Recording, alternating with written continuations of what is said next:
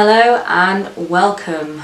My name is Emma and I am a bundle of childlike wonder and creativity wrapped in a human skin. And today I'm going to tell you how to be more creative. As a writer, one of the things I'm asked most when I get out and about and start mixing with other professionals is, where do you get your ideas? Where do you get your inspiration? How the hell do you keep coming up with new creative themes for every job that you do? And that's pretty easy. Through an entire career in the creative industry, I've learned a lot of different ways to plug into creativity and always be generating new ideas. And I just take these as everyday skills because I use them every day, and it never occurs to me that other people might not have that. So I'll just get started and hopefully you'll find something useful that you can use to amp up your creative juice production. First off, I've mentioned this before in a couple of other videos and blog posts, and that's to open your goddamn eyes. Inspiration is absolutely everywhere. You have to learn to recognise it and jot it down or stow it away or pop it somewhere where you can find it later when inspiration is running a bit dry. Wherever I am, new ideas occur to me. I can be going for a walk or doing the washing up or in the shower, and my mind is wandering and I'm processing a lot of different things and having thoughts and going over things that I've seen or heard during the day, and I think, oh, wouldn't it be cool if this, or oh, imagine if somebody did that, or wouldn't this be a good idea?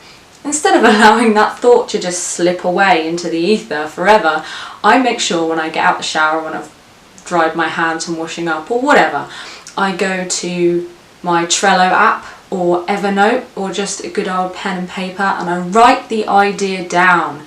Don't let it get away. The same is very much true for if you see an advert that you think is cool, or a billboard, or a piece of direct marketing, or a piece of packaging, or a really cool pin on Pinterest. Whatever it is that sparks that creative flair in you, keep it, stow it away for later. The idea for this video, in fact, came from a quote that I saw posted on Twitter, and I thought, you know what, that's very true about creativity and just reaching out and grabbing it while you can. It's all around us all the time. Maybe I should do a video on it. Jotted it down, and here we are today. Wouldn't have this video if I hadn't done that. So be sure to keep your eyes and your ears open and recognise creativity when it smacks you in the face, and jot it down and save it for later. You never know when those ideas are going to come in handy. My next tip is another one that I've mentioned before in my video on editing, and that is to be more divergent, or to allow yourself a more pure divergent thought process when you're being creative. So what does that mean? I'll break it down for you. When you are working to a creative brief, you need to go through two stages. Maybe three. You need to go through three stages. I do anyway. I sit down, I read the brief thoroughly, make all of my notes, do all of my research, write all that good stuff down and make sure that it's all gone in. During this process, I'm not just reading and learning and researching, I'm also getting myself into that perfect little sweet spot between creativity and information. When I'm in that zone, I move all of the research to one side, I do not look at it again, and I just write. I'm in the zone, I've kind of positioned myself perfectly to just run with it. Everything that I create in theory should be perfectly on point because I've just been reading the research and the brief, and I just allow myself to be creative. I don't think about editing, I don't think, oh, is it this or is it that, or should it be this, or oh, they've done this, but don't overthink it. Don't stop to question yourself.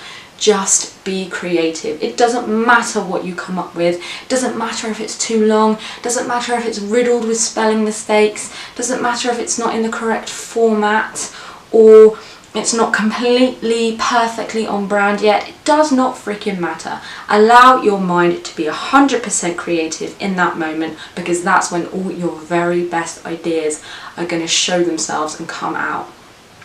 Later, when you get to the editing stage, is where you can go back through, format it properly, tidy it up, trim the fat, refer back to the brief, refer back to the brand guidelines, and really get it looking all polished and nice, ready to submit your first draft. But during that creative divergent process, don't put any barriers on yourself, don't stop yourself, just go for it like a good one.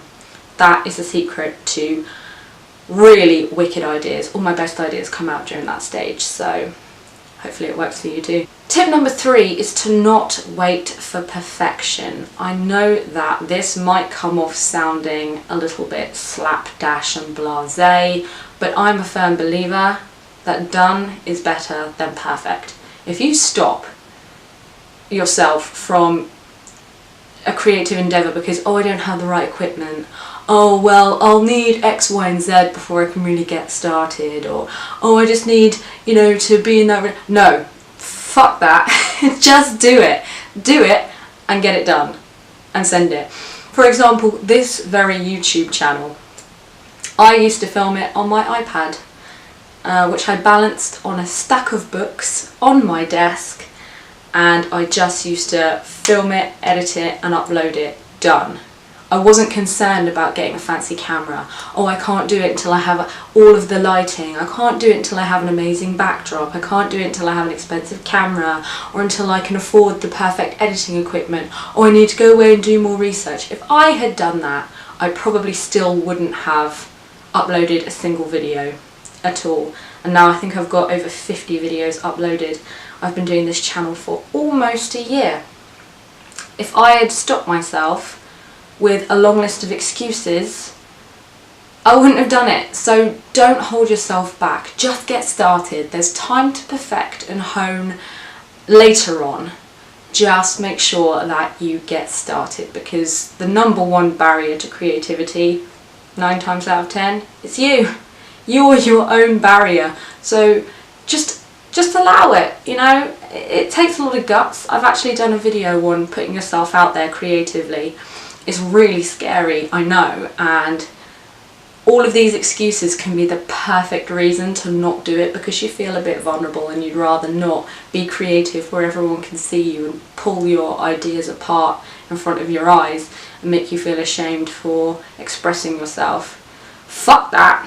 Fuck that to hell. Just go out there, do what you want. No excuses, don't hold yourself back, just be creative. Next up is to start using exercises to sharpen your creative reflex.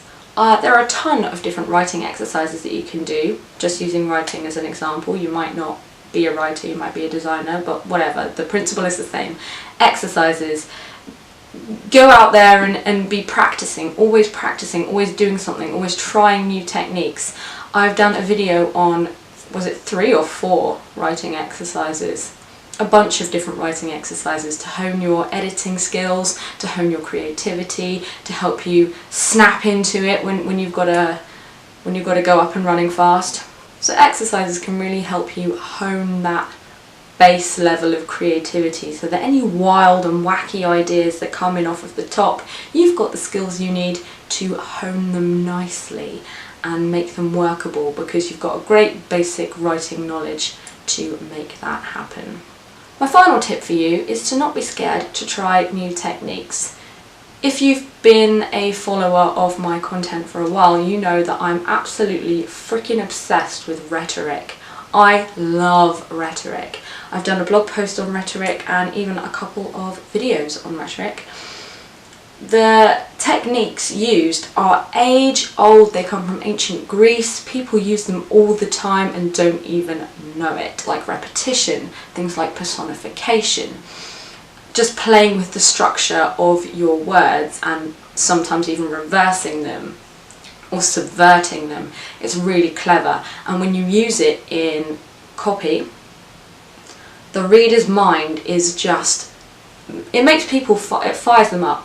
It engages them, It engages their brain, they notice it, it's creative, it's clever, it shows a good use of technique. So I think that if you aren't scared to go out and try new things, or think, oh, this is a cool little writing trick, I wonder if I can use it for this, and does it fit, and how can I make it work, and just testing yourself like that and not being afraid to push the boundaries will ultimately result in some of the most creative, some of your best work. So don't be afraid to try new techniques, and even incorporate them into your writing exercises that you do, and see how you can use them and alter them and shape them and change them to really make your writing zing.